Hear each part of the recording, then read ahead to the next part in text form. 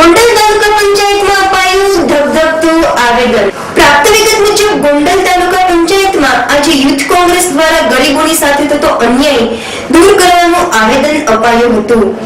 આ આવેદનમાં એવું લખવામાં આવ્યું હતું કે ગરીબોની પાસે રેશન કાર્ડ બાબતે અહીં તમે જે અંગૂઠા મરાવો છો તો આ અંગૂઠાના નિશાનો રેશનિંગની દુકાને મળતા નથી, તો જેના સંદર્ભે ગરીબ લોકો પરેશાન થઈ જાય છે અને તેમના કામ ધંધા પણ બગડે છે. તો આ બધી અગવડો ક્યારે દૂર કરશો અને આ બાબતે સરકારશ્રીને જાણ પણ કરજો, એવા ઉલ્લેખો પણ કરાયા હતા. અહેવાલ પિન્ટુ ગોજાણી, એપીજી સમાચાર, ગોંડલ.